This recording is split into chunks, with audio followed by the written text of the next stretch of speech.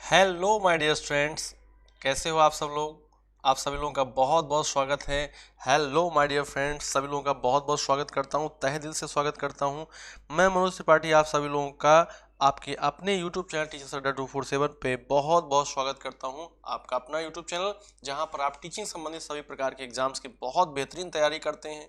और ध्यान रखिएगा कि आप सभी लोगों को मेहनत करने से बिल्कुल भी पीछे नहीं हटना है, क्योंकि जो मेहनत करता है उसको एक न एक दिन सफलता अवश्य मिलती है। कोशिश करने वालों की कभी हार नहीं होती। ये वाली बात हमको चींटी से सीखनी चाहिए। एक छोटा सा जीव चींटी बार बार चढ़ती है, बार बार फिसलती है, लेकिन फिर भी अपने आपको ये नहीं कहती है कि मैं ये नहीं कर पाऊंगी, मैं करूंगी, मैं करूंगी। और नन्ही सी चींटी जब दाना लेकर चलती है, नन्ही सी चींटी जब दाना लेकर चलती है, चढ़ती दीवारों पर 100 बार फिसलती है। आखिर उसकी मेहनत बेकार नहीं होती। कोशिश करने वालों की कभी हार नहीं होती। सभी लोग सेशन को शेयर कर दीजिए, लाइक कर दीजिए, कमेंट कर दीजिए। और एक बार बढ़िया से आप सब लोग बताइए कैसा है, आप सभी लोग कैसे त्यौहार मना रहे हैं और कैसे हैं आप सब लोग। बढ़िया है ना। बिल्कुल ज़बरदस्त और जोश एकदम हाई है। अब आपने त्यौहार मना लिए हैं, अब समय है आपको फिर से अपनी तैयारी पे लग जाने का, तैयारी से अपने आप को जोड़ लेने का। और मेहनत करने में बिल्कुल भी आपको कमी नहीं रखनी है। अब मेहनत और दुगनी गति से होनी चाहिए, मेहनत दुगनी गति से आप सभी लोगों की होनी चाहिए, ठीक है। और आप सभी लोगों के लिए टीचर्स अड्डा 247 लेकर आया है मेरे कोड Y330 पर 77% का बिग डिस्काउंट और साथ ही साथ डबल वैलिडिटी का ऑफर।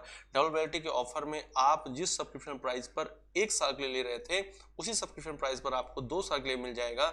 जिस सब्सक्रिप्शन प्राइस पर आपको 6 महीने के लिए मिल रहा था, उसी सब्सक्रिप्शन प्राइस पर आपको अब 1 साल के लिए मिल जाएगा। यानी कि डबल फायदा, यानी कि डबल फायदा आपको मिल रहा है, ठीक है। सभी पैक्स और टेस्ट पैक पर आप सभी लोगों को ध्यान रखना है कि ये जो यूपी टेट और सी टेट का जो बैचेस हैं जो चल रहे हैं, आपको लगता है कि अभी आपने कुछ नहीं पढ़ा है दोस्त, तो अभी भी समय है, आप एक बार ज्वाइन करिए और चीज़ों को एक बार फिर से अच्छे से पढ़कर अपनी चीज़ों को कंप्लीट करिए। आपका यूपी टेट भी निकलेगा, आपका सी टेट भी निकलेगा, दोनों पेपर निकलेंगे। UP TET first paper, UP TET second paper, सब कुछ निकलेगा। यूपी टेट आपके सारे के सारे जो बैचेस हैं वो चल रहे हैं, चाहे फर्स्ट पेपर का हो चाहे सेकंड पेपर का हो, सबके सब सब्जेक्ट आपको पढ़ाए जा रहे हैं। तो आप अपने आप को सफल बनाने के लिए अपने आप को यहाँ पर जोड़ लीजिए, अपने आप को टीचर्स अड्डा 247 के साथ जोड़ लीजिए। ऐप डाउनलोड करिए और मेरे कोड का यूज़ करके अपनी सफलता के लिए एक टीचिंग का महापैक जरूर ले लीजिए। टीचिंग के महापैक का प्राइस मात्र और मात्र 3031 रुपये में है। और ये कितने साल के लिए? 2 साल के लिए मेरे दोस्त। 2 साल के लिए मात्र 3031 रुपये का पेमेंट करके आप सारे बैचेस, जितने बैचेस होते हैं, केबीएस, एनबीएस, रीट, सुपरटेट, जो भी आपको जानते हैं वो सारे के सारे यहाँ पर पढ़ सकते हैं। सारे के सारे बैचेस आप यहाँ पर पढ़ सकते हैं मेरे दोस्त, ठीक है। सारे के सारे बैचेस आप यहाँ पर पढ़ सकते हैं, ओके, सब पढ़ सकते हैं। और यदि आपने बैचेस पढ़ लिए हैं, आपने कॉन्सेप्ट सीख लिया है, तो ये समय है आपको टेस्ट देकर अपने आप को मजबूत करने का, अपने आप को निखारने का, अपने आप को सुधारने का। तो टेस्ट पैक भी आप दे सकते हैं मात्र 501 रुपये में। अभी आपको डबल वैलिडिटी के साथ 24 मंथ के लिए मिलेगा, 24 मंथ के लिए आपको मिलेगा, ठीक है। पहला क्वेश्चन आपकी स्क्रीन पर लग चुका है, सब लोग इस क्वेश्चन को देखकर सही आंसर करिएगा। दूध का घनत्व मापने के लिए हम लोग किस उपकरण का प्रयोग करते हैं? दूध का घनत्व मापने के लिए हम लोग किस उपकरण का प्रयोग करते हैं? टेल मी गाइज, जल्दी से आप लोग बताइएगा। दूध का घनत्व मापने के लिए हम लोग किस उपकरण का प्रयोग करते हैं? जल्दी से आप लोग बताइएगा।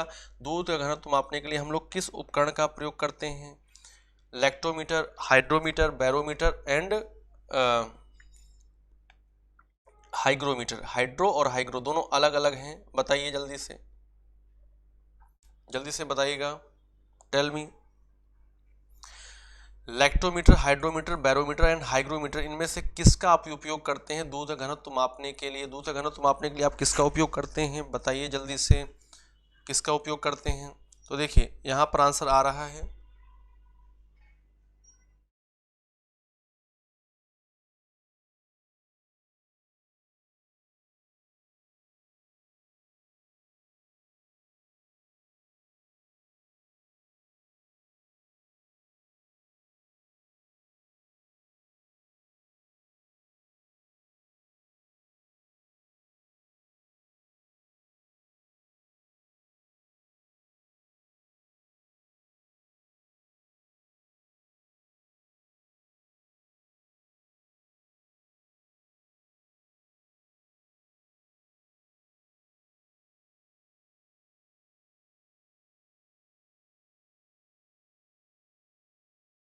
यहाँ पर मैक्सिमम लोगों का आंसर मैं देख पा रहा हूँ, मैक्सिमम लोगों ने आंसर कर दिया है। क्या मैक्सिमम लोगों ने आंसर कर दिया? लैक्टोमीटर। यस, जब भी दूध की बात आएगी, जब भी दूध की बात आएगी, आप हमेशा क्या करेंगे?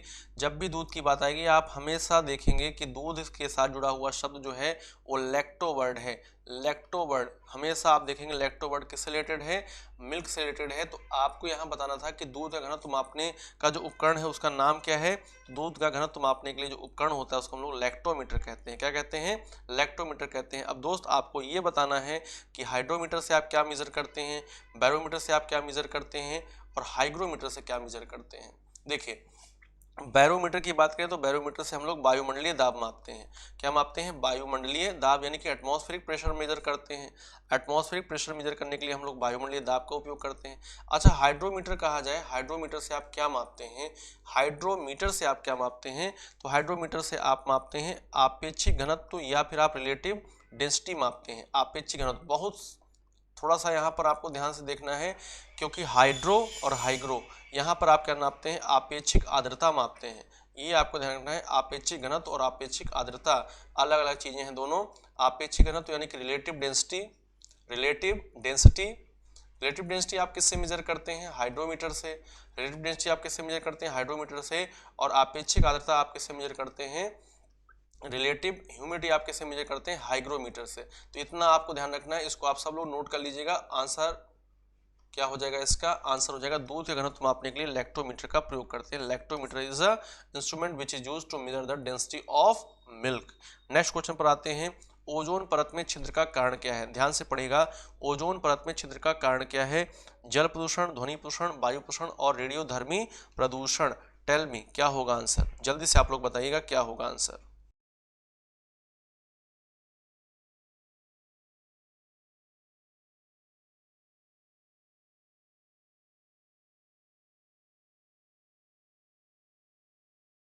ओजोन ओजोन परत में छिद्र का कारण क्या है? जल प्रदूषण, ध्वनि प्रदूषण, वायु प्रदूषण, रेडियोधर्मी प्रदूषण।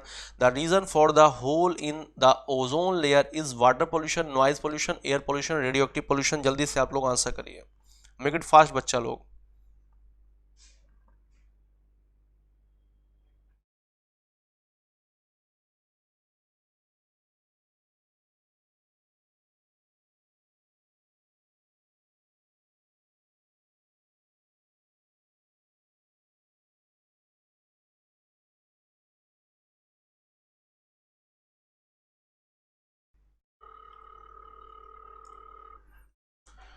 तो यहाँ पर आप सभी लोग देख पा रहे होंगे कि ओजोन परत की बात हो रही है। तो ओजोन परत में जो छिद्र होता है उसके लिए रिस्पॉन्सिबल कौन होते हैं? क्लोरोफ्लोरोकार्बन्स होते हैं। क्लोरोफ्लोरोकार्बन्स होते हैं। और क्लोरोफ्लोरोकार्बन्स जो होते हैं किस प्रकार के प्रदूषण को बढ़ाते हैं? क्लोरोफ्लोरोकार्बन जो होते हैं ये वायु प्रदूषण को बढ़ाते हैं। वायु प्रदूषण को बढ़ाते हैं, एयर पोल्यूशन से आते हैं, वायु प्रदूषण से आते हैं, एयर पोल्यूशन से आते हैं। ठीक है। ओजोन परत में छिद्र का कारण है क्लोरोफ्लोरोकार्बन्स। और क्लोरोफ्लोरोकार्बन्स कहाँ से मिलते हैं हम लोगों को? ये मिलते हैं रेफ्रिजरेशन सिस्टम से। रेफ्रिजरेशन सिस्टम से मिलते हैं, रेफ्रिजरेशन सिस्टम से। और किससे मिलते हैं?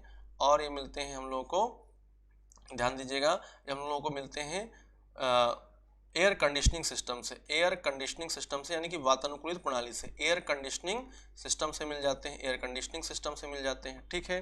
तो ओजोन परत में छिद्र का कारण क्या है? ओजोन परत में छिद्र का कारण है सीएफसी, क्लोरोफ्लोरोकार्बन्स। सीएफसी यानी क्लोरोफ्लोरोकार्बन्स है। और जो क्लोरोफ्लोरोकार्बन्स होते हैं ये मेनली हमको कहाँ से मिल रहे हैं? ये मिल रहे हैं हम लोगों को शीतलन प्रणाली से और एयर कंडीशनिंग यानी कि वातानुकूलित प्रणाली से मिल रहे हैं। और ये जो है सीएफसी ये वायु प्रदूषण से ही पहुंचते हैं। कोई मुझे बताएगा कि ओजोन परत जो है ये कहाँ मिलती है? जल्दी से आप लोग मुझे बताएगा कि ओजोन परत कहाँ मिलती है। टेल मी, ओजोन परत कहाँ पाई जाती है? जल्दी से आप लोग बताइएगा ओजोन परत कहाँ मिलती है। तो बहुत लोग जानते हैं, इसका आंसर कर रहे हैं, बहुत बढ़िया। देखिए, वायुमंडल में 5 परतें होती हैं। उन वायुमंडल में जो दूसरी परत है जिसको हम लोग समताप मंडल बोलते हैं, क्या बोलते हैं? समताप मंडल। या फिर आप इसको क्या बोलते हैं? आप इसको बोलते हैं स्ट्रेटोस्फीयर। क्या बोलते हैं? स्ट्रेटोस्फीयर। तो स्ट्रेटोस्फीयर में मिलती है ओजोन परत। स्ट्रेटोस्फीयर में मिलती है ओजोन परत, जो कि सूर्य से आने वाली हानिकारक पराबैंगनी किरणों को, हानिकारक पराबैंगनी किरणें यूवीसी है ना, हानिकारक पराबैंगनी किरणों को अवशोषित कर लेती है, हानिकारक पराबैंगनी किरणों को अवशोषित करती है, किरणों को अवशोषित करके पृथ्वी पर जीवों की रक्षा करती है, इसलिए हम लोग इसको पृथ्वी का सुरक्षा कवच कहते हैं। और ओजोन परत की मोटाई किसमें नापते हैं, ये भी बताइएगा। ओजोन परत की मोटाई मापने की इकाई, ओजोन परत की मोटाई मापने की इकाई क्या है, जल्दी से बताइएगा। ओजोन परत की मोटाई मापने की इकाई, ओजोन परत की मोटाई, ओजोन परत की मोटाई मापने की इकाई बताइए, कि मोटाई मापने की इकाई बताना है, ओजोन परत की मोटाई मापने की इकाई बताना है। किस यूनिट का यूज करते हैं आप ओजोन परत की मोटाई मापने में, टेल मी, किस यूनिट का यूज करते हैं आप ओजोन परत की मोटाई मापने में, ओजोन परत की मोटाई मापने में आप किस यूनिट का यूज करते हैं। तो आप यहाँ पर जो आंसर कर रहे हैं बहुत बढ़िया, डॉप्सन इकाई बोलते हैं, क्या बोलते हैं, डॉप्सन इकाई, डॉप्सन यूनिट बोलते हैं, बहुत शानदार, डॉप्सन यूनिट का यूज करते हैं। और जो डॉप्सन यूनिट है, यदि किसी भी स्थान पर 200 मोटाई 200 डॉप्सन यूनिट से कम हो जाती है, यदि किसी भी स्थान पर ओजोन परत की जो थिकनेस है ये 200 डॉप्सन यूनिट से कम हो जाती है, तो उस जगह पर हम लोग कहते हैं कि ओजोन परत बहुत क्षीण हो गई है, और इस जगह पर क्या हो गया है, ओजोन छिद्र बोला जाएगा, ओजोन होल बोला जाएगा। तो ओजोन होल का कारण क्या है, ओजोन होल का कारण है क्लोरोफ्लोरोकार्बन्स, या फिर आप कहते हैं यहाँ पर हाइड्रोक्लोरोफ्लोरोकार्बन्स, या फिर कहते हैं मेथिल ब्रोमाइड, या फिर कहते हैं क्लोरोफॉर, तो ये सब हो जाता है इसके प्रमुख कारण, है ना। तो एयर पोल्यूशन कारण होता है ओजोन परत में छिद्र। अब नेक्स्ट आते हैं, आंख में कौन सा भाग होता है जो आंख के रंग का निर्धारण करता है।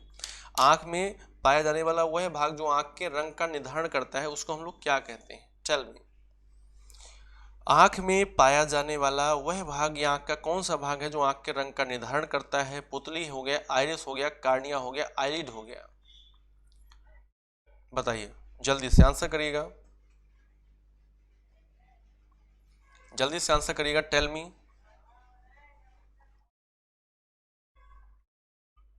टेल मी, फटाक से आंसर करिएगा। आंख का कौन सा भाग है जो आंख के रंग का निर्धारण करता है। पुतली हो गया, आइरिस हो गया, कार्निया हो गया, आईलिड हो गया। Which part of the eye determines the colour of आई।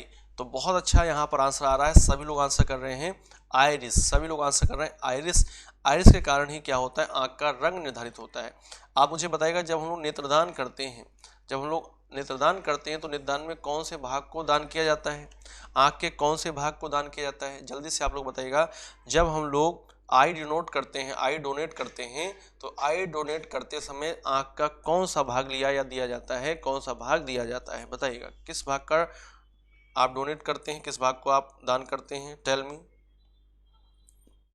किस भाग को आप दान करते हैं, बताइए जल्दी से, किस भाग को आप दान करते हैं।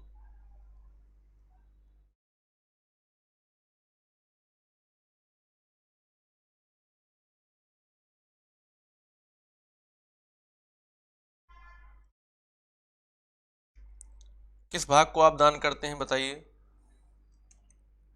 तो नेत्रदान में आप करते हैं दान कॉर्निया का, किसका दान करते हैं, कॉर्निया का दान करते हैं, कॉर्निया, ठीक है। आइए नेक्स्ट क्वेश्चन पर आ जाइएगा। विटामिन बी1 की कमी के कारण कौन सी बीमारी होती है। विटामिन बी1 की कमी के कारण कौन सी कौन सी कमी, विटामिन बी1 की कमी के कारण कौन सी बीमारी होती है। Deficiency of vitamin B one causes which disease, rickets, रतौंधी, रक्ताल्पता और बेरी बेरी। इसमें से कौन सी बीमारी है जो विटामिन बी1 की कमी के कारण होती है, टेल मी, टेल मी बच्चा पार्टी, जल्दी से बताइए, जल्दी से आंसर करिएगा, क्या होगा आंसर। विटामिन बी1 की कमी से कौन सी बीमारी होती है, रिकेट्स, रतौंधी, रक्ताल्पता, बेरी बेरी, करिए आंसर, करिए करिए। देखिए बहुत सिंपल सा क्वेश्चन है। विटामिन बी1 का रासायनिक नाम आप बता सकते हैं क्या होता है। विटामिन बी1 का रासायनिक नाम होता है थायमिन, और इसकी कमी से होने वाला जो रोग है उसको हम लोग बेरी बेरी बोलते हैं, क्या बोलते हैं, बेरी बेरी बेरी बोलते हैं। विटामिन डी की कमी से रिकेट्स होगा, विटामिन डी की कमी से, कैल्सीफेरॉल की कमी से रिकेट्स होगा, विटामिन ए की कमी से रतौंधी होगा, रेटिनॉल की कमी से रतौंधी होगा। रक्ताल्पता जो होता है विटामिन B9 और B12 की कमी से होता है। B9 folic acid and B12 cyanocobalamin, cyanocobalamin इनकी कमी से क्या होने वाला है, इनकी कमी से होने वाला है रक्ताल्पता यानी कि एनीमिया होता है, एनीमिया है ना। एनीमिया किसी कमी से होता है, B9 या फिर आप बोलेंगे B12। और night blindness vitamin A, rickets किसकी कमी से होता है, विटामिन डी की कमी से होता है। वेरी वेरी किसकी कमी से होता है, B1 की कमी से होता है, थायमिन की कमी से होता है। क्वेश्चन नंबर 5 पर आ जाइएगा। अब आपको मैं ऑप्शन नहीं दिख रहा होगा तो मैं यहाँ पर थोड़ा सा हट जाता हूँ, करिए। मिनीमाटा बीमारी एक गंभीर न्यूरोलॉजिकल सिंड्रोम है जो मछली खाने से होता है और जापान में सबसे पहले इसको पाया गया। इस बीमारी के पीछे क्या कारण था? मिनीमाटा बीमारी एक गंभीर न्यूरोलॉजिकल सिंड्रोम है जो मछली खाने से होता है और जापान में खोजा गया। इस बीमारी के पीछे क्या कारण था? आर्सेनिक विषाक्तता, पारा विषाक्तता, सीसा विषाक्तता, कैडमियम विषाक्तता यानी कि arsenic poisoning, mercury poisoning, lead poisoning and cadmium poisoning. जल्दी से आप लोग देखिए, पढ़ने के बाद तुरंत आंसर करिए, खटाखट खटाखट खटाखट। आई वांट आंसर, जल्दी से आंसर करिए, मुझे आंसर चाहिए, आप लोगों के तेजी से आंसर चाहिए। आंसर करिए सब लोग तेजी से।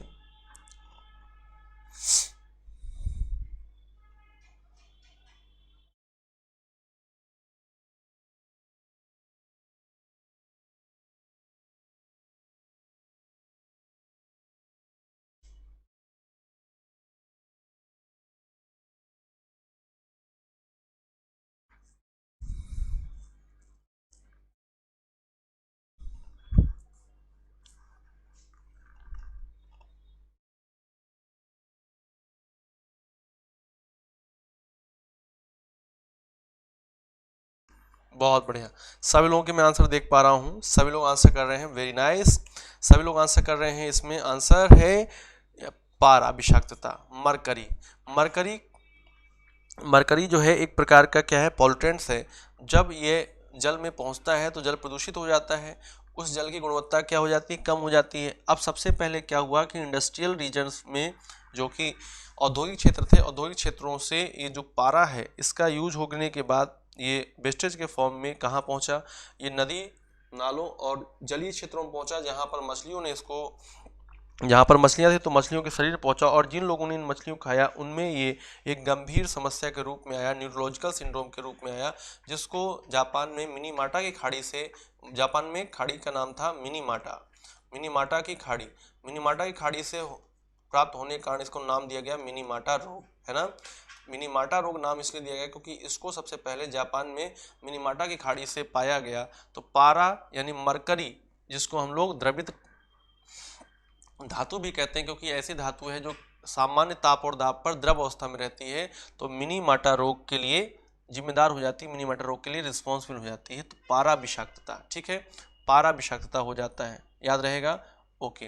कैडमियम से क्या होता है, कैडमियम से इटाई इटाई रोग हो जाता है, इटाई इटाई रोग हो जाता है, कैडमियम से इटाई इटाई रोग हो जाता है, ठीक है, इटाई इटाई रोग हो जाता है। शीशे से कैंसर जैसे रोग, ब्लड कैंसर जैसे रोग, और आप यहाँ पर बता सकते हैं शीशे से श्वसन रोग भी हो जाते हैं, ठीक है, श्वसन रोग। आर्सेनिक, आर्सेनिक की विषाक्तता से क्या होता है, आर्सेनिक की विषाक्तता से कुबड़ पीठ,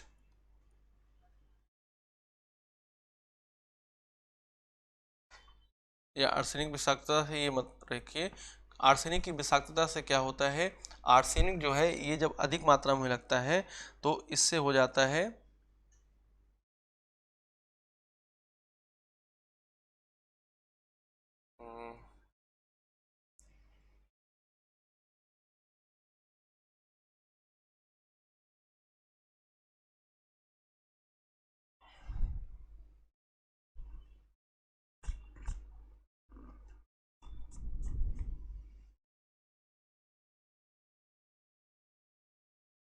अभी याद नहीं आ रहा, चलिए थोड़ी देर में याद आता है, मैं आपको बताता हूँ, ठीक है। आइए क्वेश्चन नंबर 6 पर आइएगा। फलों का पकना निम्नलिखित में से किस पादप हार्मोन्स की वजह से हो पाता है? फलों का पकना, फलों का पकना, फलों का पकना निम्नलिखित में से किस पादप हार्मोन के कारण हो पाता है? ऑक्सिन के कारण, एथिलीन के कारण, गिबरेलिन के कारण, क्रेन्स के कारण, बताइएगा। पादपों में फलों का पकना, प्लांट्स में कौन सा पादप हार्मोन है जिसके कारण प्लांट्स में फल पकते हैं? Tell me. Auxin, ethylene, gibberellin and cranes. Ripening of fruits is because of which among the following plants hormones. इनमें से किस हार्मोन पादप हार्मोन की कमी पादप हार्मोन की होने से फलों का पकना निश्चित हो पाता है? Auxin, ethylene, gibberellin and cranes. तो चलिए जल्दी से आंसर करिए, बहुत फटाक से आंसर करिए, जल्दी जल्दी आंसर करिए। मैं देख रहा हूँ आप लोगों के आंसर, आप लोगों के आंसर को मैं देख रहा हूँ। टेल मी, करिए आंसर क्या होगा।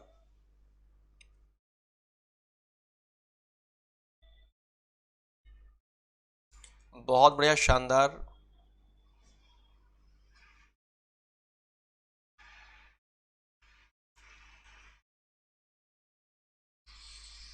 करिए करिए, आंसर करिए जल्दी से। तो बहुत से लोगों का आंसर यहाँ पर आ रहा है और बहुत से लोग आंसर कर रहे हैं एथिलीन। यस, एथिलीन जो है ऐसा पादप हार्मोन है जो कि प्राकृतिक रूप से फलों को पकने में सहायक होता है, प्राकृतिक रूप से फलों को पकने में हेल्प करता है एथिलीन। ठीक है, नेक्स्ट चलते हैं हम लोग। निम्नलिखित में से कौन सी बीमारी को हम लोग हाइड्रोफीबिया कहते हैं? हाइड्रोफीबिया, फीबिया नहीं, हाइड्रोफोबिया। हाइड्रोफोबिया, फोबिया का मतलब होता है डर और हाइड्रो का मतलब होता है जल से। जल से डरने की बीमारी कौन सी है? जल से डरना, जल से डरना वाली बीमारी कौन सी है? टेल मी गाइस, जल से डरना वाली बीमारी कौन सी है? निम्नलिखित में से कौन हाइड्रोफोबिया का कारण बनता है? वायरस, जीवाणु, प्रोटोजोआ, कवक। Which among the following causes hydrophobia? Tell me, निम्नलिखित में से कौन हाइड्रोफोबिया का कारण बनता है? वायरस, जीवाणु, प्रोटोजोआ एंड कवक। Which among the following causes hydrophobia? बताइए, हाइड्रोफोबिया किस बीमारी को कहते हैं हम लोग? तो यदि मैं आपको हिंट दे दूं कि हाइड्रोफोबिया जो है वो हम लोग कहते हैं रेबीज को। किसे कहते हैं? रेबीज को। तो क्या अब आप आंसर कर पाएंगे? रेबीज को हम लोग क्या कहते हैं? हाइड्रोफोबिया बोलते हैं। हाइड्रोफोबिया जल से डरने वाली बीमारी बोलते हैं। अब आप मुझे बताओ कि इसमें आप आंसर कर पाओगे? आप इसमें आंसर कर पाओगे? जल्दी से आंसर करो फटाक से। किससे होने वाला है ये? कौन करेगा इसको?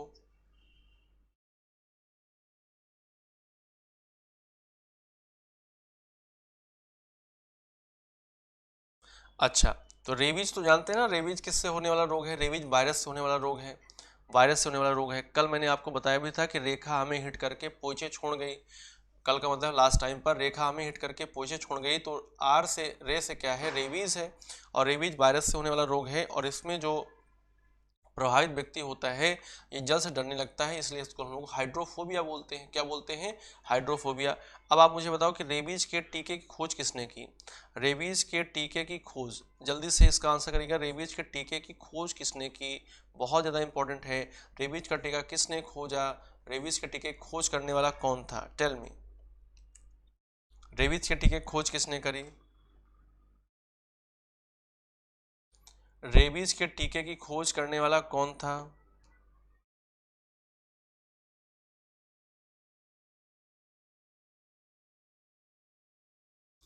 रेबीज की टीके खोज किसने करी? बताइए जल्दी से। तो यहाँ पर देखिए, रेबीज के टीके खोज करने वाले कौन थे? लुईस पाश्चर थे। लुईस पाश्चर साहब ने पाश्चराइजेशन टेक्निक दी, है ना। पाश्चराइजेशन टेक्निक में क्या होता है? जो द्रव पदार्थ होते हैं, यानी कि फूड बेवरेज होते हैं, द्रव खाने वाले जो पदार्थ होते हैं, उनको जल्दी से खराब होने से बचाने के लिए उनसे जीवाणुओं को नष्ट कर दिया जाता है। खराब होने वाले जो हानिकारक जीवाणु होते हैं उनको नष्ट कर दिया जाता है। इस टेक्निक को हम लोग पाश्चराइजेशन टेक्निक कहते हैं।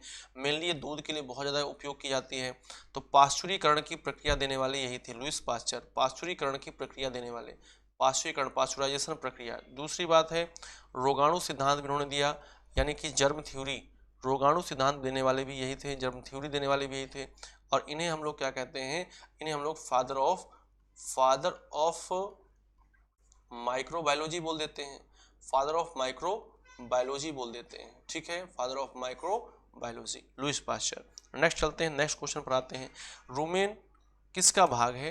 रूमेन किसका भाग है? Rumen is a part of पेट का, छोटी आंत का, बड़ी आंत का, और बड़ी आंत गायब हो गया है,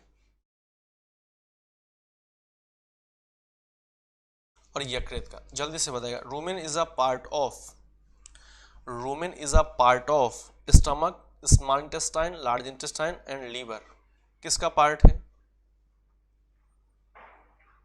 रूमेन किसका पार्ट है?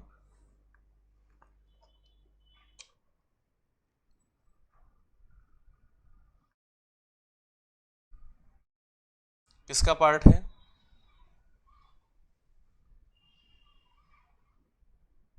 बताइए।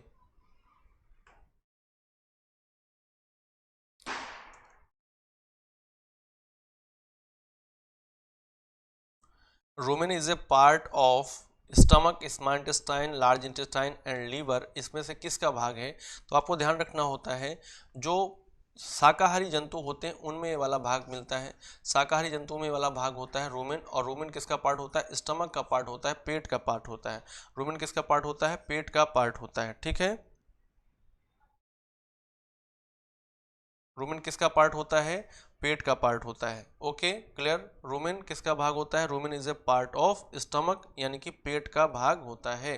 क्लियर है। चलो, तो ये किस में मिलते हैं? ये शाकाहारी जंतु में मिलते हैं। शाकाहारी जंतु जैसे कि यहाँ पर मैंने इनको दिखाया हुआ है, ये भैंस है, भैंस में आप देखेंगे पेट का पार्ट क्या है? रूमेन है। पेट का पार्ट क्या है? रूमेन है। रूमेन जो है ये पेट का पार्ट है, और ये जो जानवर होते हैं जिनमें मिलता है उनको हम लोग बोलते हैं रूमिनेंट। क्या बोलते हैं? रूमिनेंट एनिमल बोलते हैं, जुगाली करने वाले पशु बोलते हैं। रूमिनेंट्स एनिमल होते हैं जिनमें कि रूमेन पार्ट होता है। ये शाकाहारी जंतु होते हैं, जैसे गाय हो गया, भैंस हो गया, बकरी हो गया, इनमें ये आपको मिलेगा रूमिनेंट, है ना। रूमिनेंट एनिमल्स कहलाते हैं, रूमेन कहलाते हैं। क्या कहलाते हैं? रूमेन कहलाते हैं। ठीक है, नेक्स्ट आ जाएगा bile is secreted. Bile is secreted by which of the following cell, यानी कि जो पित्तरस है निम्नलिखित में से किन कोशिकाओं द्वारा स्रावित होता है? किन कोशिकाओं द्वारा ये स्रावित होता है? Bile is secreted by which of the following cells? Hepatocytes, hepatocytes, brown fat cells, lymphocytes and somatocytes. Lymphocytes and somatocytes, बिल्कुल सही बताना है आपको आंसर। बताइए, bile is secreted by which of the following cells? Hepatocytes, brown fat cells, lymphocytes and somatocytes. पित्त निम्नलिखित में से किस कोशिका द्वारा स्रावित होता है? हेपेटोसाइट द्वारा, भूरी वसा कोशिकाओं द्वारा, लिम्फोसाइट द्वारा और सोमेटोसाइट द्वारा। ठीक है, करिए आंसर, करिए आंसर जल्दी से। While is secreted by which of the following cell? Hepatocytes, brown fat cells, lymphocytes and somatocytes. यदि आप ये जानते हैं कि बाइल कहाँ से स्रावित होता है, ये पित्तरस कहाँ स्रावित होता है, तो पित्तरस स्रावित होता है यकृत से। कहाँ स्रावित होता है? यकृत से, यानी कि लीवर से स्रावित होता है। जबकि ये स्टोर कहाँ रहता है? जबकि स्टोर रहता है पित्ताशय में, गाल ब्लैडर में। ठीक है, लीवर में जो सेल्स होती हैं, या जो वर्ड है हेपा वर्ड, ये लीवर से रिलेटेड होता है। जैसे कि हेपेरिन, हेपेटाइटिस, हेपेटिक सेल्स, तो यहाँ पर लीवर में मिलती हैं हेपेटोसाइट्स। क्या मिलती हैं? हेपेटोसाइट्स मिलती हैं, हेपेटोसाइट्स। और इन्हीं से क्या होता है? इन्हीं से वाइल जूस का सेक्रेशन होता है, यानी कि पित्तरस का स्राव होता है। पित्तरस का क्या होता है? स्राव होता है।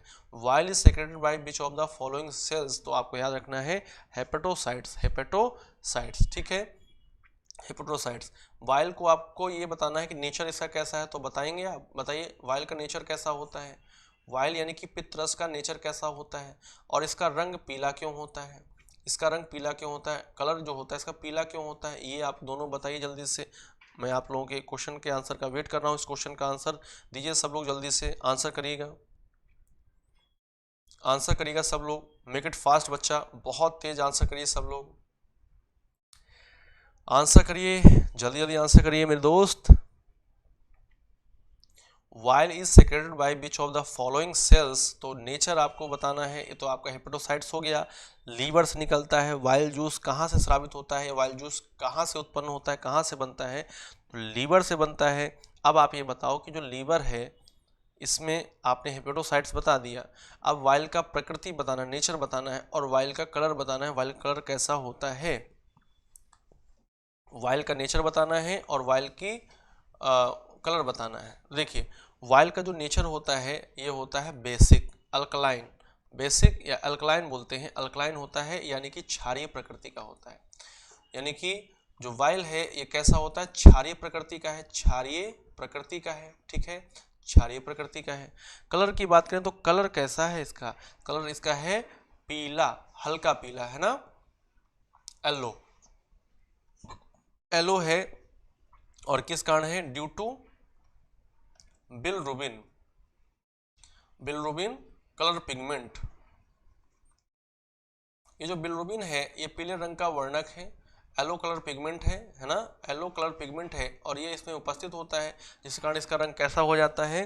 जिस कारण इसका रंग पीला हो जाता है। तो बिलरुबिन जो है ये येलो कलर पिगमेंट है, यानी कि पीत रंग वर्णक है, पीले कलर का वर्णक है, जिसके कारण क्या होगा? जिसके कारण ये पित्त रंग का रंग कैसा हो जाता है? पित्त का रंग कैसा हो जाता है?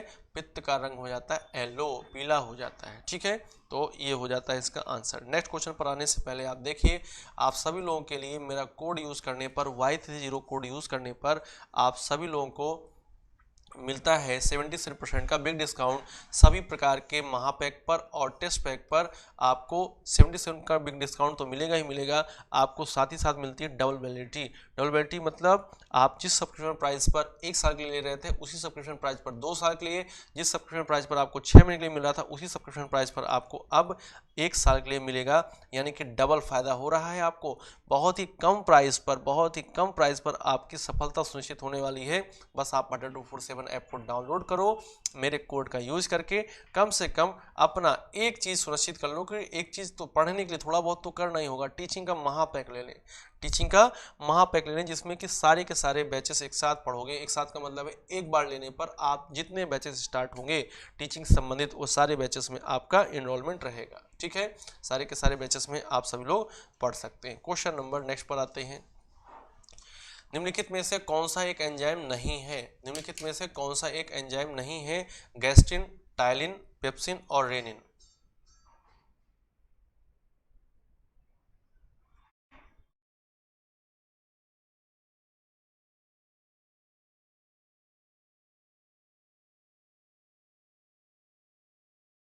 बताइए, निम्नलिखित में से कौन सा एंजाइम नहीं है?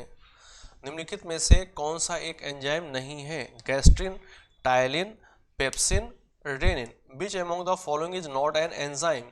Gastrin, ptyalin, pepsin, rennin. तो देखिए यहाँ पर आप आंसर कर रहे हैं, बहुत बढ़िया। टाइलिन, पेप्सिन और रेनिन ये सारे के सारे एंजाइम हैं, सारे के सारे एंजाइम हैं। पूछा गया एंजाइम नहीं है, एंजाइम नहीं है कौन? गैस्ट्रिन, गैस्ट्रिन एंजाइम नहीं है। तो निम्नलिखित में से एंजाइम नहीं है कौन? गैस्ट्रिन हो जाता है। नेक्स्ट क्वेश्चन पर आते हैं। कोई भी बीमारी जिसका नाम, जिसके पीछे, जिसके नाम में प्रत्यय जुड़ा हुआ है इंसेफ्लाइटिस, जिसके नाम में प्रत्यय जुड़ा हुआ है इंसेफ्लाइटिस, इंसेफ्लाइटिस जुड़ा हुआ है का विकार है, मतलब ये किसका विकार है? Any disease which has a name with a suffix encephalitis is a disorder of तंत्रिकाओं का, नर्व्स का, ब्रेन का, दिमाग का, फेफड़ों का यानी कि लंग्स का, और हार्ट का यानी कि हृदय का। जल्दी से आप बताइए, टेल मी गाइस। कोई भी बीमारी जिसके नाम में जुड़ा हुआ है पीछे इंसेफ्लाइटिस, वो बीमारी किससे संबंधित हो सकती है? किससे संबंधित होगी? वो विकार जो है, वो डिसऑर्डर जो है किससे संबंधित होगा? तंत्रिकाओं से संबंधित होगा, फेफड़ों से संबंधित होगा, हृदय से संबंधित होगा, दिमाग से संबंधित होगा, किससे संबंधित होगा? बताइए, किससे संबंध निकालेंगे आप उसका? किससे संबंध निकालेंगे? बताइए बताइए, जल्दी से आंसर करिए।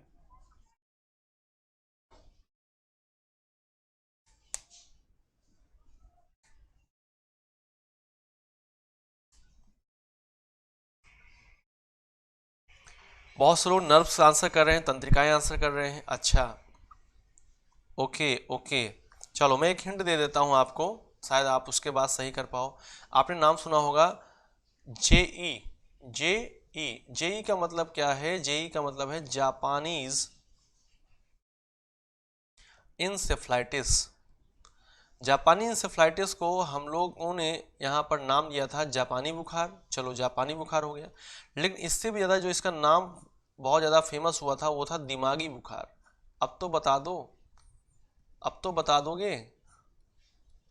जो इंसेफ्लाइटिस है जब किसी के साथ जुड़ता है तो वो फिर कहाँ पर अटैक करता है, कहाँ पर डिसऑर्डर करता है, कहाँ पर नुकसान पहुँचाता है? तो यहाँ पर देखो, दिमागी बुखार से तो आप समझ सकते हो कि नहीं?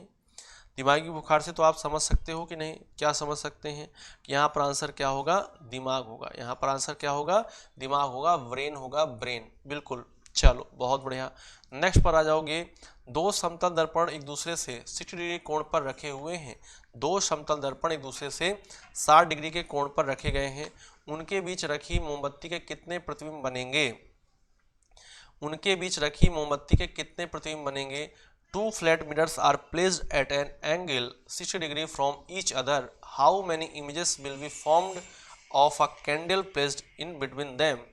यानी कि कोई भी समतल दर्पण हैं जो रखे हुए हैं एक दूसरे से 60 डिग्री के एंगल पर, 60 डिग्री के कोण पर रखे गए हैं, तो आपको ये बताना है कि उनके बीच कितने कोण बने, उनके बीच एंगल जो होगा वो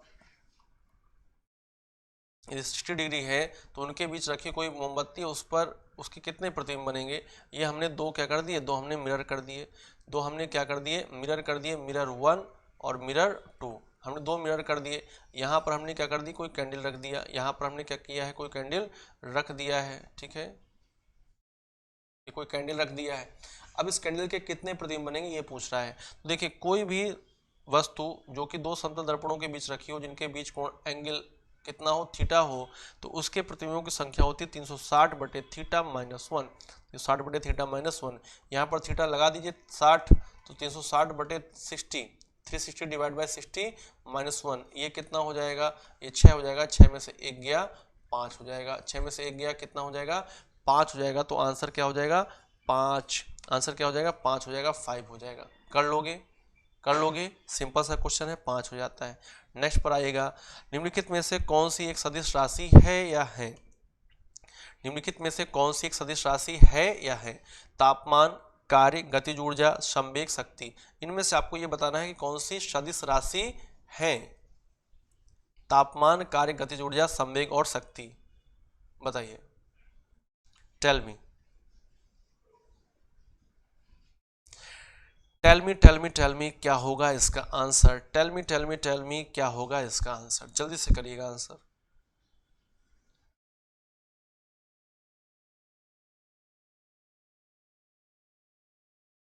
विच ऑफ द फॉलोइंग इज और आर अ वेक्टर क्वांटिटी, यानी कि इसमें से कौन सी वेक्टर क्वांटिटी है। देखिए तापमान ये अदिश राशि है, कार्य ये अदिश राशि है, गतिज ऊर्जा ये अदिश राशि है, शक्ति अदिश राशि है, केवल और केवल संवेग जो है सदिश राशि है। यानी कि ये कैसी क्वांटिटी है, ये वेक्टर क्वांटिटी है। कैसी क्वांटिटी है, ये वेक्टर क्वांटिटी है। तो जो वेक्टर क्वांटिटी होती है उसमें दिशा भी होती है और परिमाण तो होता ही होता है।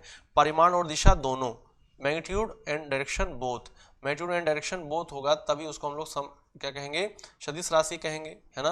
और यहाँ पर इसमें केवल केवल एक ही है जिसके पास मैग्नीट्यूड और डायरेक्शन दोनों है, वो है संवेग, यानी कि बी पार्ट ओनली, यानी कि केवल और केवल ये किसमें दिया हुआ है, ऑप्शन बी में दिया हुआ है 4 ओनली, केवल संवेग है यहाँ पर सदिश राशि, केवल संवेग है यहाँ पर सदिश राशि। कर लेंगे, केवल संवेग यहाँ पर क्या है, सदिश राशि है। ओके, क्लियर, कोई दिक्कत, कोई समस्या, बिल्कुल नहीं, कोई दिक्कत कोई समस्या नहीं है। चलिए फिर नेक्स्ट आ जाइएगा, नेक्स्ट क्वेश्चन करिएगा। इस क्वेश्चन को देखिए, बहुत सिंपल है लेकिन बार बार पेपर में पूछा जाता है, इसलिए हमको यहाँ पर जानना जरूरी है इसको। एक प्रक्षेप किस कोण पर अधिकतम क्षैतिज परास प्राप्त करेगा? A projectile will achieve maximum horizontal range at which angle. एक प्रक्षेप किस कोण पर अधिकतम क्षैतिज परास प्राप्त करेगा? A projectile will achieve maximum horizontal range at which angle. कितने कोण पर कोई भी कितने कोण पर कोई भी अधिकतम क्षैतिज परास प्राप्त करेगा? A projectile will achieve maximum horizontal range at which angle, बताइए,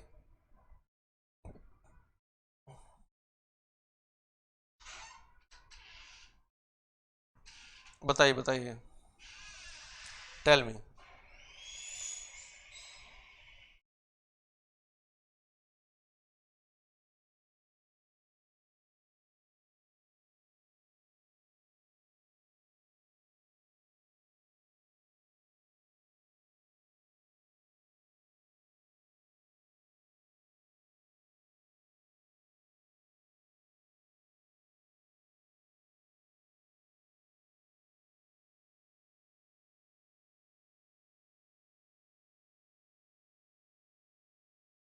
तो आप लोगों के आंसर मुझे मिल रहे हैं, कुछ लोग अलग अलग आंसर कर रहे हैं, बहुत बढ़िया। कुछ लोग अलग अलग आंसर कर रहे हैं। तो यहाँ पर देखिए, जब भी बात आती है अधिकतम क्षैतिज परास की, परास क्या होता है, जब किसी बॉडी को किसी एंगल पर आप फेंकते हैं तो वो जो बॉडी है वो हॉरिजॉन्टल डिस्टेंस जो कवर करती है उसको उस का क्या बोलते हैं, परास बोलते हैं। क्या बोलते हैं उसका, हम लोग उसको परास बोलते हैं, रेंज बोलते हैं। क्या बोलते हैं, रेंज।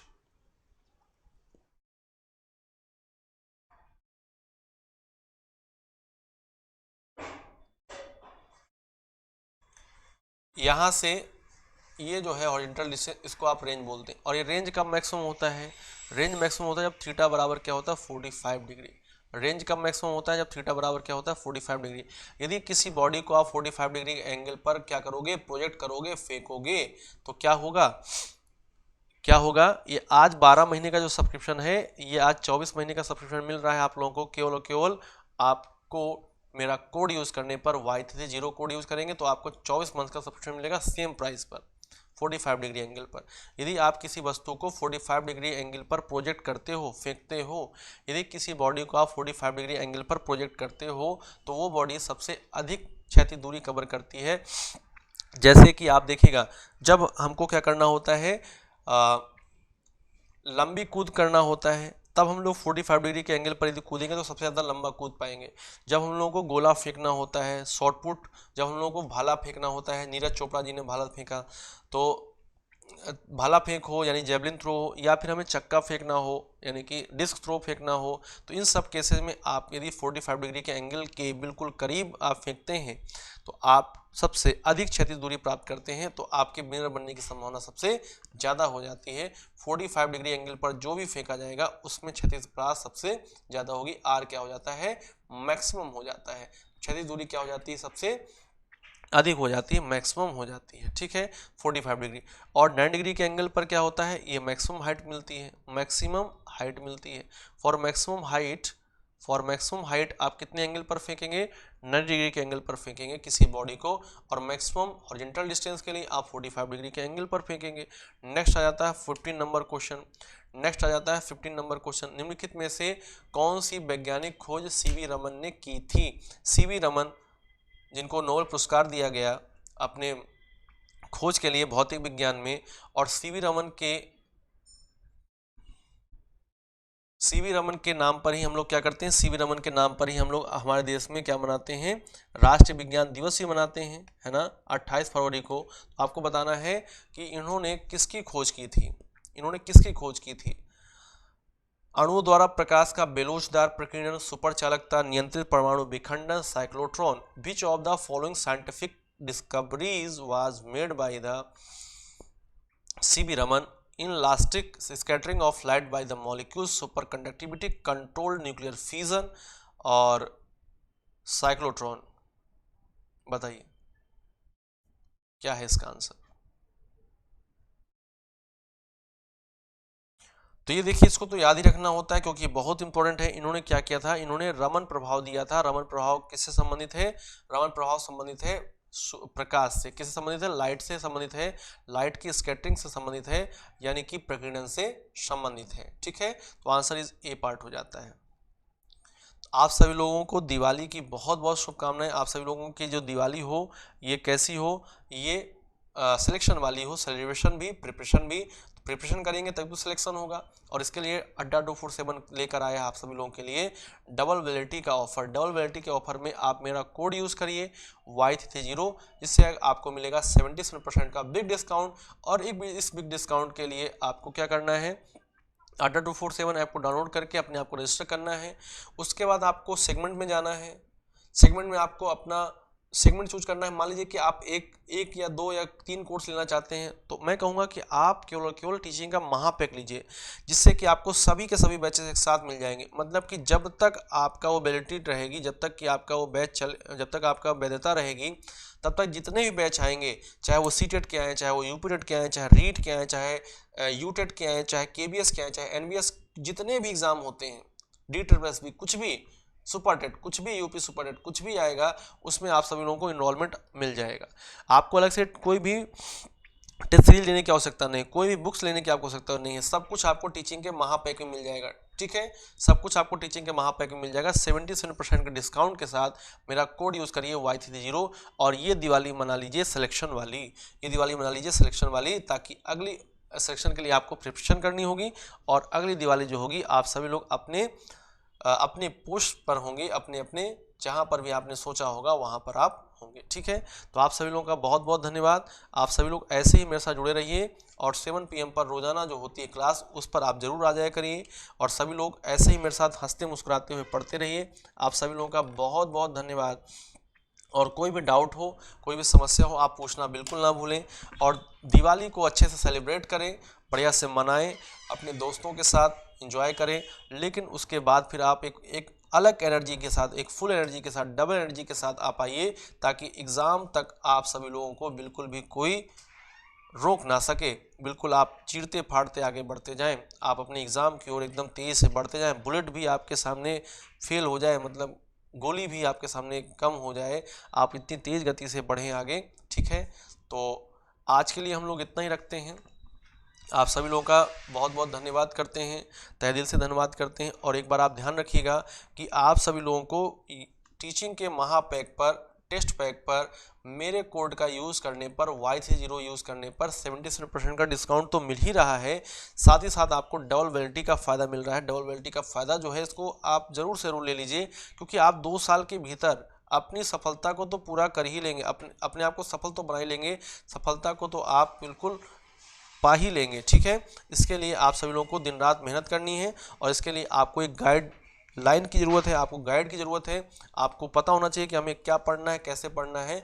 इन सब के लिए आप अपने टीचिंग के महापैक को लेकर जल्दी से तैयारी शुरू कर दीजिए। ठीक है, और अब आप सभी लोगों को मुझे याद देनी होगी। अब मैं क्लास को समाप्त करता हूँ, तो सभी लोग मेरे साथ ऐसे जुड़ने के लिए बहुत बहुत धन्यवाद। सब लोग ऐसे जुड़े रहें, धन्यवाद, थैंक यू। सभी लोगों को दिवाली की, भैया दूज की, गोवर्धन पूजा की बहुत बहुत शुभकामनाएं। सभी लोग हंसते मुस्कुराते हुए अपने काम को करते रहें। सभी लोगों को बहुत बहुत थैंक यू। शुभ रात्रि, गुड नाइट, जय हिंद, जय भारत।